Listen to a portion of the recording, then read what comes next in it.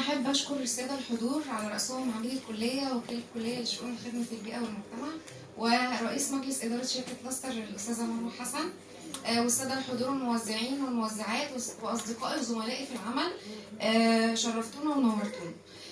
أحب أعرفكم بنفسي، أنا دعاء رمضان، زميلتكم هنا في جامعة مصر، وبشتغل كنت بشتغل في أكتر من حاجة في التسويق الإلكتروني. ومؤخرا أو مش مؤخرا، آخر حاجة رسيت عليها وفعلا لقيتها هي اللي جايبة معايا نتيجة أو نفعاني بجودتها وفعاليتها هي شركة لاستر.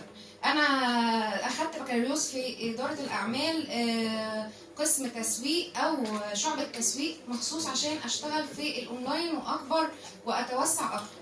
بدأت إزاي مع شركة لاستر؟ بدأت بإن أنا برضو بإزازة زي مدام مروة بالظبط، زي ما عملت بالملي. أنا كان عندي وباء أو عندي بابايا، فكنت عايزة أقضي عليه، فاضطريت إن أنا أدور أونلاين على حاجة ريفيوهاتها كبيرة أو ريفيوهاتها عريقة وحاجة موثوق فيها. جبت المنتج من هنا، بديت في شركة لاستر. لما اتأكدت من جودة المنتج وفعاليته، قدرت إن أنا أدور على الفيسبوك على مشروع، فلقيت مدام مروة بالفعل فعلا بتكتب إن هي مطلوب موزعات في القاهرة. راسلتها على الخاص، ومن هنا بدأت حكايتي مع لاستر.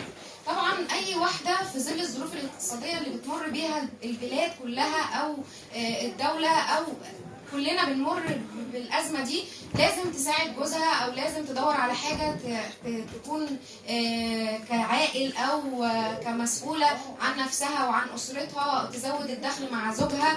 فلازم تدور على حاجه وهي قاعده في وسط ولادها، فكانت هتكون النتيجه ان هي هتدور على حاجه موثوق فيها. انا مش بقول ان هي تدور على شركه لاستر بالاخص، بس انا بقول ليه شركه لاستر، او بقول انت يعني ليه هتروحي شركه لاستر؟ عشان هي موثوق فيها. طب هعرفك ازاي هتشتغلي من بيتك وتعملي ايه في شركه لاستر، او شركه لاستر دي بتعمل ايه. شركه لاستر دي مش عايزه منك غير هدف واراده وصبر وموبايل ونت.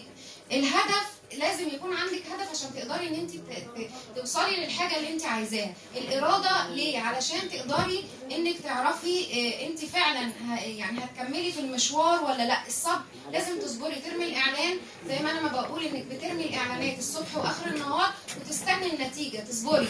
الموبايل هو اللي انت هتشتغلي من عليه، والنت اللي هو احنا هنوصله في البيت او عن طريق الداتا اللي احنا بنشغلها.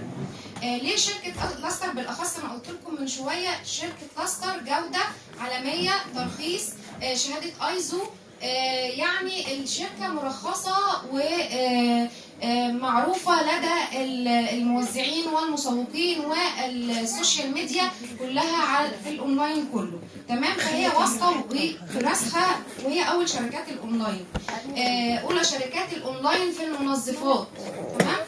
هنستفاد ايه لما احنا ندخل في شركه لاستر؟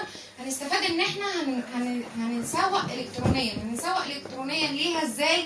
عن طريق الترويج للخدمات، الخدمات اللي انت بتعرضيها، اللي هي المنتجات بتاعت الشركه نفسها اللي انت بتعرضيها.